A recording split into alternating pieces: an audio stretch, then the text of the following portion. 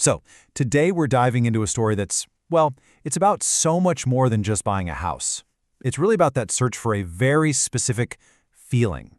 You know, that feeling of being truly home, a sanctuary, where life just kind of clicks into place. This quote from Mark Harrison, wow, it really gets right to the heart of the story, doesn't it? We were living parallel to the life we wanted. I mean, how many of us have felt that? Knowing the life you want is right there, so close, but you're just moving alongside it, never quite able to step in. This right here, this was the emotional starting line for one family search. All right, so let's meet the Harrison family. We've got Mark, Elena, and their 16-year-old twins. And for years, they had this dream, this really deep-seated longing for a life connected to the water at Geist Reservoir. It was a special place for them, especially for Mark, because that's where his own best childhood memories were made. And look, this wasn't your typical house hunt. The Harrisons weren't just ticking off boxes for square footage or the number of bedrooms. No, they were searching for a feeling. Their vision was so specific.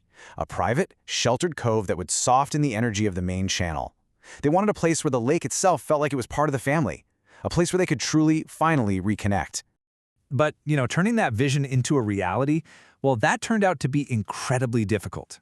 It's like they hit this wall, a totally invisible one, that just stood between them and the life they were trying so hard to build. 2 full years. Can you imagine that? For 2 years, the Harrisons searched the public market. I mean, they looked at dozens and dozens of properties, but nothing felt right. You know the drill. Grand homes felt way too exposed. The charming ones had docks that were a mile away or shared with someone else. The whole search was just long and honestly pretty disheartening. And Elena's words here, they just perfectly captured that frustration. She said, it felt like the best parts of Geist were invisible to everyone else. Think about that. They could literally see boats disappearing into these beautiful, quiet coves, and they just wonder who gets to live there. It felt like the homes that actually matched their dream, well, they just weren't available through any normal listings. It's like they were searching for something that was completely hidden. So the key, they realized, wasn't to search harder. It was to search differently.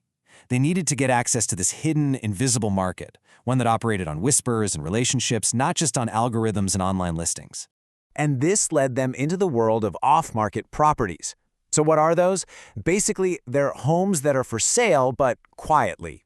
The art listed publicly. It's often for privacy, or maybe the sellers want to find a very specific kind of buyer who's going to love and cherish the home's legacy. These places never hit the public MLS, and, spoiler alert, this is exactly where the Harrisons' perfect home was waiting for them. Yeah, finding these kinds of homes requires a totally different playbook.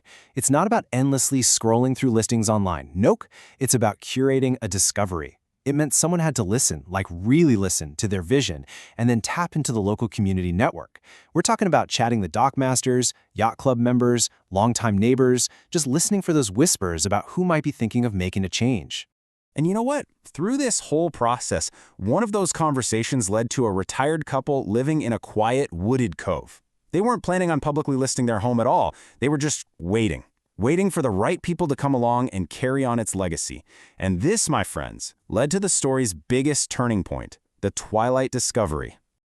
Okay, so that first look at a potential home is always a huge moment, right? But for the Harrisons, man, after 2 years of searching and disappointment, this first look was, well, it was everything. And the way they saw it for the first time was pretty unique, too. They didn't just drive up. Their approach wasn't down some long driveway or up a perfectly manicured path. No, it had to be just as special as the home they were hoping to find. They arrived by boat, of course. It was the only way that felt truly honest to their dream. And you just have to picture this. They're easing into the cove at twilight. The sky is this burning apricot color, and they see the house, just glowing against the trees. And in that moment, the entire world just fell silent. Mark just cuts the engine. He and Elena step inside, and they're just standing there, shoulder to shoulder, looking out at the water. And he says it. This is where we come back to ourselves. Right then, in that one moment, after 2 long years of searching, they knew. They had found it. It wasn't just a house.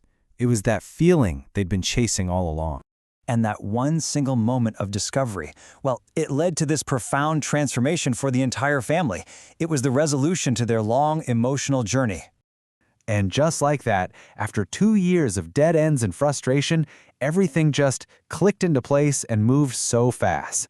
Only 5 weeks after that twilight boat ride, the Harrisons were home. A few weeks later, Mark sends this text. It's a photo of his family on their new dock. And his words, they just say it all, don't they? We're not just home, we're alive again. And I think that's the ultimate takeaway here. Finding the right place isn't just about moving, it's about renewal. It's about coming alive again. And that really leaves us with a question to chew on, right? The Harrison story was about this very specific feeling, one that was tied to the water. So it makes you wonder, what does home truly mean to you? What's the feeling or the place that would make you feel alive again?